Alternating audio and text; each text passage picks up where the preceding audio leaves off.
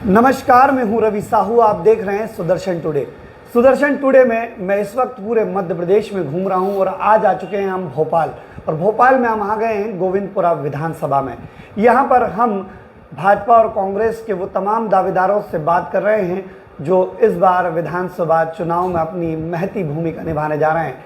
मेरे साथ आज कांग्रेस के वरिष्ठ नेता और कांग्रेस गोविंदपुरा विधानसभा से दावेदारी ठोक रहे रवीन साहू झूमरवाला मौजूद हैं। सर, बहुत बहुत स्वागत है हमारे इस कार्यक्रम में आपका।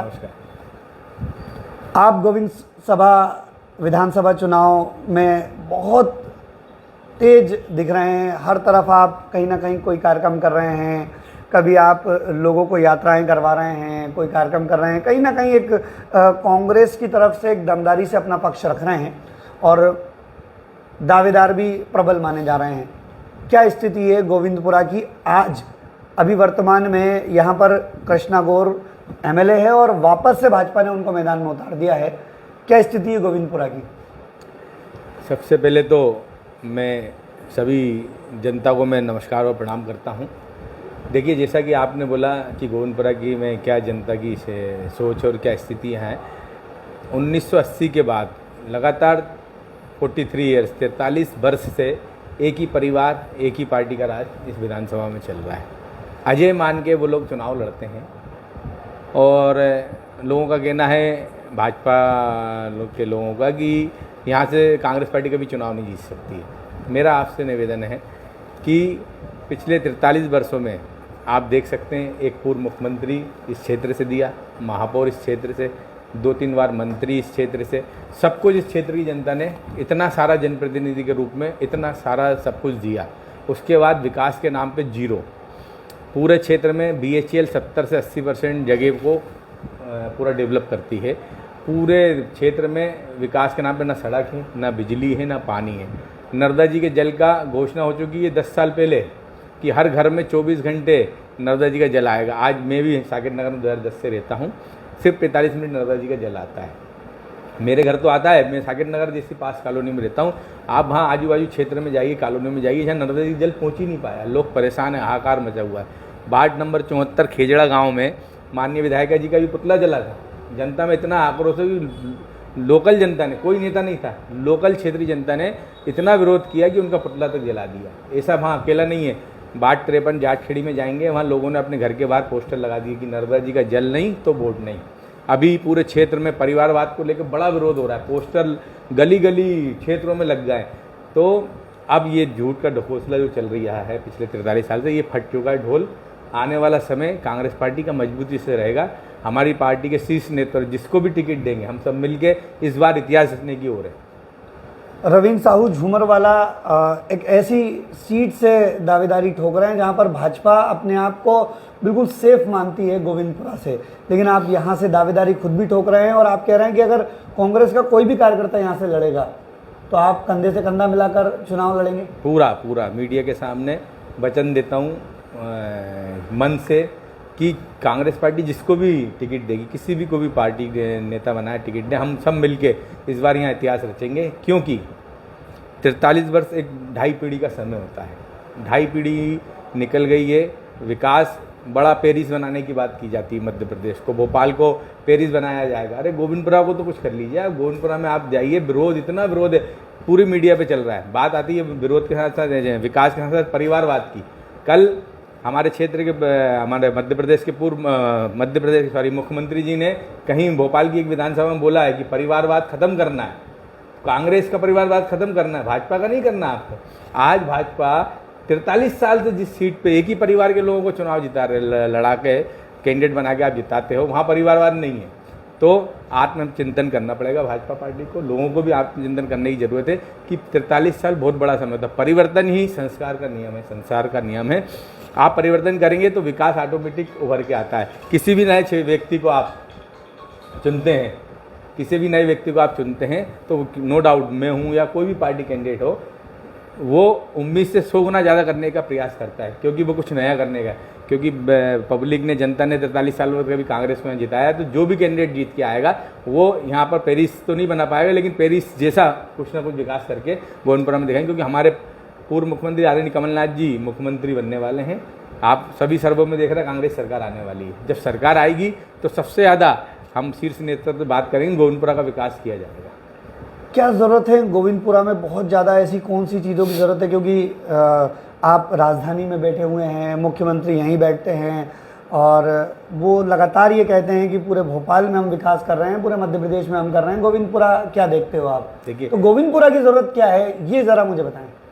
देखिए, मैं बोलूँगा कि सिर्फ घोषणा करने से विकास नहीं होता है। जो मुख्यमंत्री जी भी घोषणा करके पूरे मध्य प्रदेश को चल रहा है, ऐसे ही सम्मानीय का विधायिका जी ने बहुत सारे घोषणाएं करी हैं। मैंने तो पूरा निकाल लिया कैलकुलेशन, जहाँ जहाँ घोषणा की है आज तक वहाँ विकास काम ही नहीं हुआ है। मैं तो 4-6 जगह गया, स्ट्रीट लाइट की घोषणा 2 साल पहले हो चुकी है, आज भी अंधेरा पड़ा हुआ है वहाँ।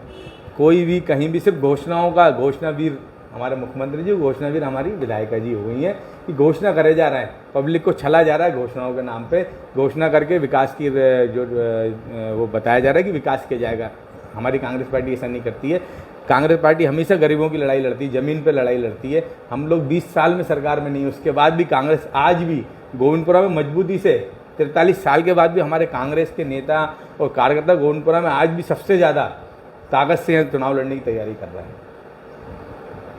वंशवाद का आपने मुद्दा छेड़ा, अभी जिक्र किया कि सीएम ने भी वंशवाद को लेकर कल कई जगहों पर बात की है और आप कह रहे हैं कि वंशवाद दूर करेंगे और कहीं ना कहीं जो है गोविंदपुरा में वंशवाद की राजनीति वो कर रहे हैं, दोबारा से टिकट दे दिया है। लेकिन अब सवाल मेरा सीधा सा है कि मध्य प्रदेश में जो चुनाव का माहौल है, रेवड़ी बट रही है। शिवराज सिंह चौहान लगातार घोषणा पे घोषणा कर रहे हैं। लाडली बहना बिल्कुल उन्होंने चुनाव के इन वक्त थोड़े दिन पहले लॉन्च की और धड़ाधड़ बहनों के खातों में पैसा ट्रांसफ़र करना चालू कर दिया। इसका कितना इम्पैक्ट जाएगा? मध्य प्रदेश में ये स्थिति, एक व्यक्ति के ऊपर 45,000 रुपये कर्जा है। परम आदरणीय हमारे मध्य प्रदेश से पूर्व मुख्यमंत्री 2003 में आदरणीय दिग्विजय सिंह जी मुख्यमंत्री, जब 3 से 4 हज़ार एक व्यक्ति पे कर्ज था, आज कितने 40 गुना ज़्यादा बढ़ चुका है। 44,000 रुपये एक व्यक्ति कर्ज है। कर्जा ले लेके घोषणा कर देना और बांटना। 18 साल से मामा जी सो रहे थे क्या भांजियों के लिए? 18 साल से उन्हें भांजियों की याद नहीं, 19 साल। अब जबकि चुनाव आ गए हैं तो छलावा करने के लिए खूब सारे अकाउंट पैसे डाल दिए और सब चीज़ें उन्हें मालूम था कि चुनाव घोषणा होने वाली, 1-2 महीने अकाउंट डाल देंगे तो पब्लिक को लगेगा कि मामा जी बहुत पैसा देंगे। जनता समझ चुकी है झूठे वादों को। इस बार ना लाडली लक्ष्मी योजना चलने वाली, ना कोई योजना चलने, क्योंकि कोई भी योजना को 5 साल चलाने का लेने। जैसे हमारे मुख्यमंत्री जी ने बोला 450-500 रुपये में सिलेंडर देंगे, अपना लाडली लक्ष्मी ने 1500 महिला, तो ये पूरे 5 साल करेंगे। ये आखिरी चुनाव में थोड़ी 2 महीने पहले गए और घोषणा कर दी। तो छलावा नहीं करते, हम लोग काम करते हैं, हमारे नेता काम करते हैं। उसी काम को लेके हम लोग क्षेत्र में जनता के बीच में जाएंगे। और रही बात परिवारवाद की, तो आप देखिए ना, खुद मुख्यमंत्री जी परिवारवाद का विरोध कर रहे हैं और अपनी पार्टी में एक ही क्षेत्र में 43 साल से एक ही परिवार को आप टिकट दे रहा है। तो ये कैसा परिवारवाद? तो ये झूठ ऑटोमेटिक पकड़ में आ जाता है ना। आप खुद ही आज पत्रिका में छपा हुआ 12 नंबर पेज पे आप देखिए, कल मुख्यमंत्री जी ने मंच पे भाषण दिया है कहीं भोपाल शहर में कि आपने वो परिवारवाद खत्म करना है। तो ठीक है, आप एक जगह परिवारवाद का विरोध करते हो, दूसरी जगह आप भी वही काम कर रहे हैं। तो ये छलावा है। हमारे यहाँ ऐसा नहीं है। जो वादे हमारी पार्टी की जाएगी, हमारे नेता लोग करेंगे, हमारे शीर्ष नेतृत्व करेंगे, वो उसको लेकर हम जनता के बीच जाएंगे। कांग्रेस पार्टी अगर आपको मौका देती है तो किन मुद्दों को लेकर आप चुनाव लड़ेंगे? किन मुद्दों को लेकर कांग्रेस पार्टी गोविंदपुरा विधानसभा चुनावों में जाएगी? महत्वपूर्ण मुद्दे हैं विकास। हम तो विकास, हाँ, आप एक चीज़ और बताना भूल गए आपको कि बेरोजगारी इस वक्त सबसे बड़ा मुद्दा है पूरे मध्य प्रदेश में। और गोविंदपुरा, परम आदरणीय हमारे मध्य देश के पूर्व प्रधानमंत्री स्वर्गीय जवाहरलाल नेहरू जी ने BHEL का यहाँ पर निर्माण किया था। इस विधानसभा में 24,000 से ज़्यादा एम्प्लॉई BHEL में कार्यरत। आज 4,000 लोग BHEL में कार्यरत और रेगुलर 2006 से 2012 तक जब देश में कांग्रेस सरकार थी तो रेगुलर भर्ती होती थी। 2012 से BHEL में भर्ती बंद है, पूरे पद खाली पड़े हैं, ना कोई भर्ती है। पूरे गोविंदपुरा, पूरे मध्य प्रदेश के युवा बेरोजगार हो गए। अच्छे इंजीनियर BE लड़के 10-8 हज़ार में नौकरी के लिए दर भटक रहे हैं। तो ये सबसे बड़ा मुद्दा रहेगा। क्षेत्र में विकास, बिजली, सड़क और नर्मदा जी का जल। महत्वपूर्ण मुद्दा नर्मदा जी का जल, क्योंकि मैं नर्मदा जी का बहुत बड़ा सेवक हूँ। तो मैं जनता को ये भरोसा दिलाऊंगा कांग्रेस पार्टी की तरफ से, जिसको भी पार्टी टिकट देगी, हम सब मिलके नर्मदा जी के जल, आदरणीय पूर्व मुख्यमंत्री हमारे कमलनाथ जी बनेंगे तो उनके नेतृत्व में हर घर में नर्मदा जी का जल पहुँचाया जाएगा। और अभी कॉलोनियों को जो अवैध कॉलोनी 800-850 उनके घर सरकार की सुविधाएं नहीं पहुंच पा रही हैं। तो हम पब्लिक के बीच ये वादा लेके जाएंगे कि जैसे ही कांग्रेस सरकार बनती है 2023 में, 24 में, 23 में बन जाएगी, 24 आ रहा है, तो हम लोग हर घर में नर्मदा जल लेके आदरणीय मुख्यमंत्री श्री कमलनाथ जी के नेतृत्व में हर घर में नर्मदा जी का जल ले जाएंगे। इतना श्योर कैसे हो कि कांग्रेस की सरकार बन रही है मध्य प्रदेश में? आप बार बार कह रहे हैं कमलनाथ जी मुख्यमंत्री बनेंगे, कमलनाथ जी मुख्यमंत्री बनेंगे। क्या आपके पास फीडबैक आ रहा है? ये मैं नहीं कह रहा, एबीपी न्यूज़ का अभी एग्जिट पोल सर्वे कह रहा है 125 हाईएस्ट सीटें दी गई हैं। अभी तो चुनाव में 1 महीना घबराहट में इतनी जल्दी चुनाव की घोषणा कर दी, जबकि हम लोग सोच रहे थे 28 से 30 नवंबर डेट आएगी। घबराहट ही तो है ये सब क्या है? ये घबरा गए हैं भाजपा के लोग कि कांग्रेस सरकार बन रही है। इतने बड़े बड़े लीडर उतार दिया आपने विधानसभा में, जो देश के लीडर है उनको विधानसभा लड़ाया जा रहा है। तो ये घबराहट भाजपा की दिखा रही है, हम लोगों को तो दिख ही रहा है कांग्रेस, क्योंकि कांग्रेस को खरीद के आपने सरकार गिराई थी।